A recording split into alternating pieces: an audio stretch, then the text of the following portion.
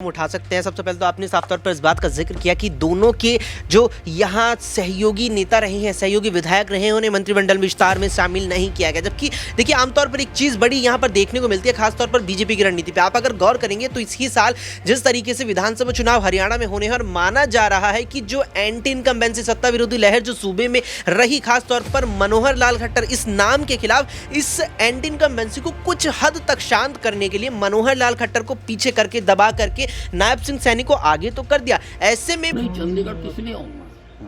चंडीगढ़ किस लिए आऊँगा? मैं जब अब विधानसभा की कमेटी का मेंबर बना देंगे तो 2 दिन होती हैं मीटिंगें और मंगल और बुधवार को मैं आया करूँगा, आपसे मिला करेंगे। सर आप गृह मंत्री थे मनोहर लाल सरकार, सर गठबंधन सरकार में आप गृह मंत्री थे, उस दिन से जब से इस्तीफा हुआ आप से कोई मंत्रिमंडल को लेकर कोई बात नहीं हुई अब तक शामिल करने को? तो कई ऐसे राज्य हैं जहां पर बीजेपी या तो गठबंधन तोड़ रही है या फिर गठबंधन कर रही है और जिसका खामियाजा बीजेपी को ही भुगतना पड़ रहा है, क्योंकि लोकसभा चुनाव से पहले हरियाणा में सियासी उठापटक देखने को मिली। पिछले दिनों जिस तरीके से हमने देखा कि भारतीय जनता पार्टी हाईकमान ने मनोहर लाल खट्टर की जबरदस्त तारीफ की और उसके अगले दिन ही उनसे मुख्यमंत्री पद से इस्तीफा मांग लिया गया।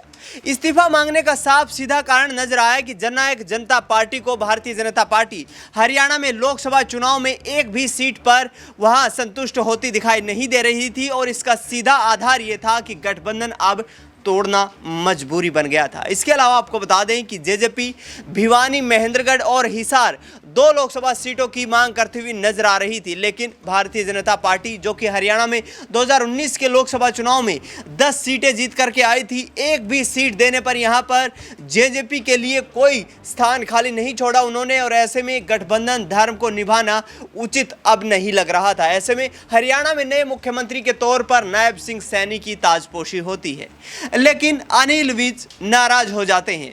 अनिल विज हरियाणा की राजनीति में गब्बर के नाम से जाने जाते हैं और गृह मंत्री रह चुके हैं। इसके पहले देखा जाए तो स्वास्थ्य मंत्री के पद पर भी उन्होंने लंबे समय तक हरियाणा में सेवाएं दी है। ऐसे में अनिल विज की नाराजगी, दूसरी तरफ देखा जाए तो गुरुग्राम से सांसद राव इंद्रजीत सिंह भी बीजेपी हाईकमान से नाराज दिखाई दे रहे हैं। ऐसे में क्या आगामी वक्त में अब अनिल विज और राव इंद्रजीत सिंह मिलकर कोई बड़ा कदम उठाने वाले हैं?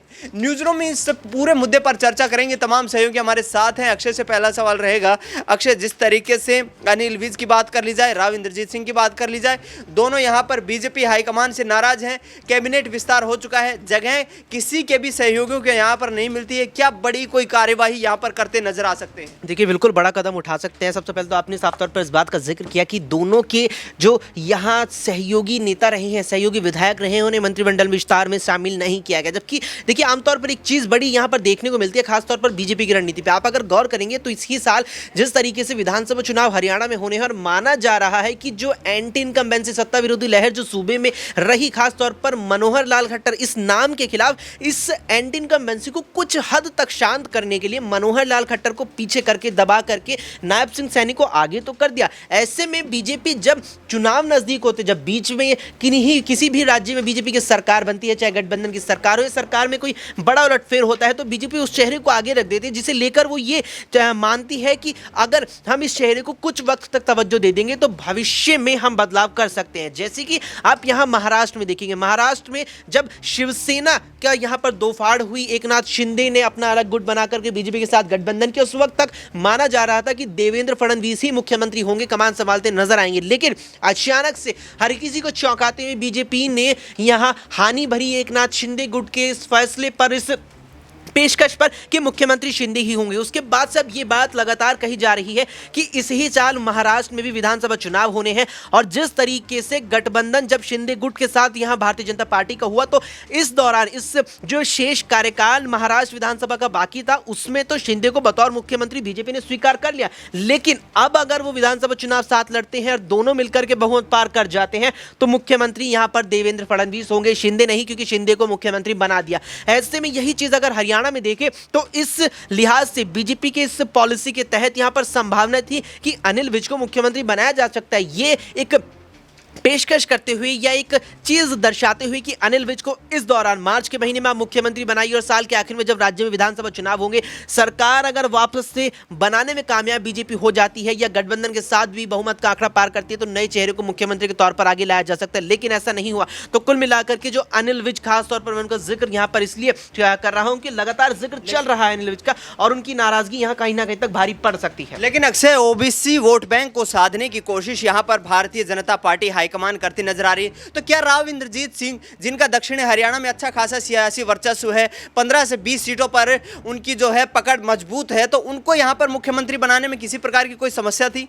देखिए, कहीं ना कहीं एक वही चीज निकल के सामने आती है। आपने राव इंद्रजीत सिंह का जिक्र किया तो साथ ही साथ उनके प्राय के रूप में यहाँ पर अनिल विज भी मौजूद थे। अब देखिए, यही चीज कहने की दो फाड़ की स्थिति उत्पन्न करती है। आप यहाँ पर जिक्र आ रहा है कि दक्षिणी हरियाणा में अगर 15 से 20 विधानसभा सीटों पर अपनी अच्छी खासी पकड़ इंद्रजीत सिंह की रही है तो उन्हें मुख्यमंत्री आखिर क्यों नहीं बनाया गया? तो वहीं उनके प्राय के रूप में उनकी प्राय चुनौती के रूप में अनिल विज भी मौजूद रहे। अनिल विज पर अगर आप गौर करेंगे तो 2014 में जब हरियाणा में विधानसभा चुनाव हुए, वो पहले विधानसभा चुनाव थे हरियाणा राज्य के जहां भारतीय जनता पार्टी अकेले अपने दम पर बहुमत पार करने में कामयाब रही थी और उस वक्त संभावित जो उम्मीदवार थे, जो प्रबल दावेदार थे मुख्यमंत्री के, वो यही अनिल विज थे। लेकिन बीजेपी ने चौंकाते हुए फैसला लेते हुए मनोहर लाल खट्टर को मुख्यमंत्री बना दिया।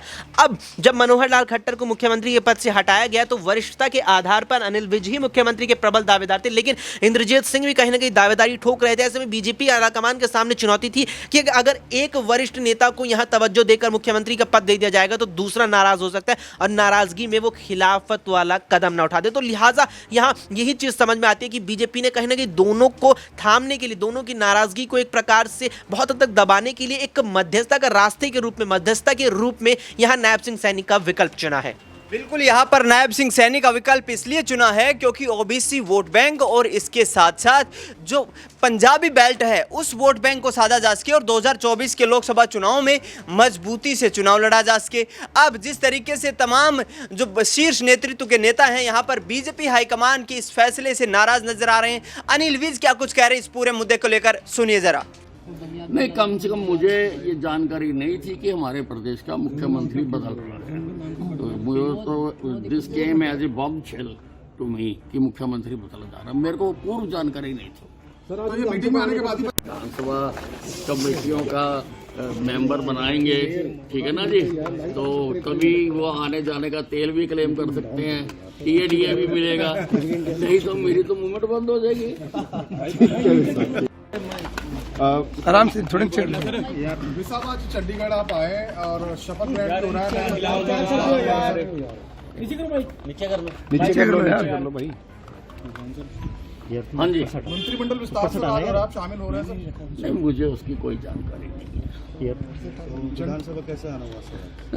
मैं स्पीकर महोदय को कहा है कि मुझे विधानसभा की जो कमेटियाँ होती हैं उसका मेंबर बनाओ, तो मैं उसके लिए आया हूँ। मेंबर बनेंगे तो आएंगे जाएंगे। तो सर करनाल जेपी नड्डा जी आ रहे हैं जनसभा, तो वहाँ नहीं, मुझे नहीं जानकारी उसकी। विज साहब, ऐसे समय में जब प्रदेश के अंदर जो है वो अब चुनावों की घोषणा की जा चुकी है, ऐसे समय में गद्दावर नेता यदि हम आपका जिक्र करें तो आपको जो है वो मंत्री आप मंडल को लेकर जो है वो सेरेमनी कंडक्ट हो रही है, आपको इनविटेशन नहीं दिया गया, किस तरीके से देखते हैं, कितनी अड़चने जो हैं वो? नहीं, उससे कोई फर्क नहीं पड़ता क्योंकि मैंने पहले भी कहा है कि मैं भारतीय जनता पार्टी का अनन्य भगत,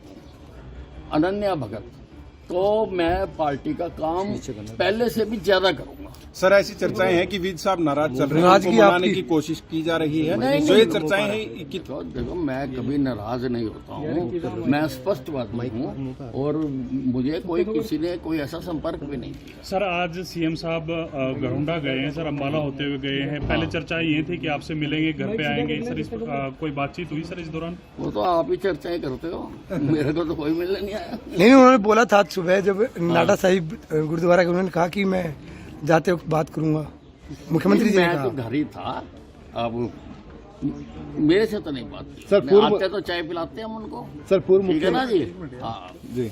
सर, वो कह रहे थे कि अनिल विज हमारे वरिष्ठ नेता हैं और पहले भी उनका मार्गदर्शन मिला। नहीं, उनका धन्यवाद है अगर वो ऐसा मानते हैं, और वरिष्ठ तो मैं हूँ ही, मेरे जितना सीनियर तो सरकार में कोई नहीं है। और सर पूर्व उस दिन भी सर आप चले गए थे जिस दिन मुख्यमंत्री इस्तीफा हुआ था पूर्व मुख्यमंत्री मनोहर लाल का, आप बीच में चले गए थे, तो वो स्थिति क्लियर नहीं हो पाई कि आप चर्चा ये चली कि आप नाराज होकर चले गए थे नहीं, मैं नाराज नहीं होता।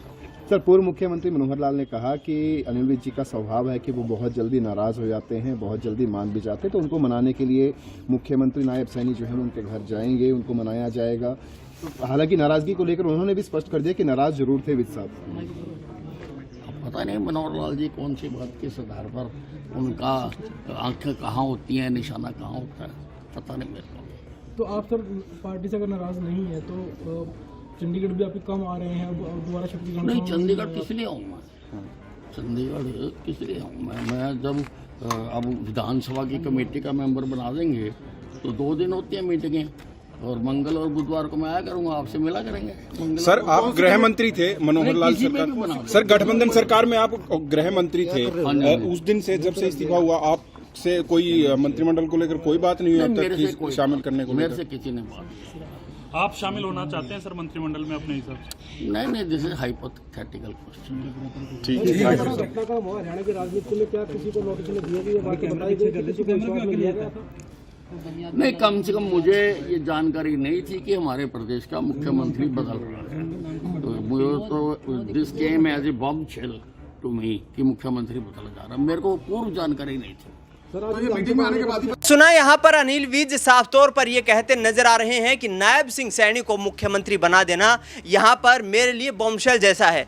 प्रज्ञा से अगला सवाल रहेगा। प्रज्ञा, जिस तरीके से हरियाणा की राजनीतिक समीकरण इस वक्त बिगड़ते हुए नजर आ रहे हैं, जेजेपी से गठबंधन टूटते ही कहीं ना कहीं बीजेपी में भी बिखराव की स्थिति दिखाई दे रही है, क्या लोकसभा चुनाव में नुकसान हो सकता है? बिल्कुल, देखिए क्यों नहीं, और सिर्फ हरियाणा ही नहीं, अगर आप देखेंगे तो कई ऐसे राज्य हैं जहां पर बीजेपी या तो गठबंधन तोड़ रही है या फिर गठबंधन कर रही है, और जिसका खामियाजा बीजेपी को ही भुगतना पड़ रहा है, क्योंकि जो सहयोगी दल हैं वो उनकी मुश्किलें बढ़ा रहे हैं। अगर आप हरियाणा की बात करेंगे तो हरियाणा में वाकई में सवाल उठना लाजमी हो जाता है। अनिल विज की अगर बात करें तो पिछली सरकार में केंद्रीय गृह मंत्री वो रह चुके थे, तो ऐसे में आखिरकार उन्हें क्यों नजरअंदाज किया गया और नायब सैनी को आखिरकार किस आधार पर मुख्यमंत्री बनाया गया है, ये सवाल उनका पूछना लाजमी। आपने देखा भी होगा कि जब बैठक चल रही थी यहाँ पर मनोहर लाल खट्टर के इस्तीफे के बाद कि आखिरकार किसे मुख्यमंत्री बनाया जाए, तो कहीं ना कहीं अनिल विज जो है वो बीच बैठक से उठकर चले जाते हैं। तभी समझ में आ गया था कि अनिल विज जो है कहीं ना कहीं इस बात से नाराज है, लेकिन बाद में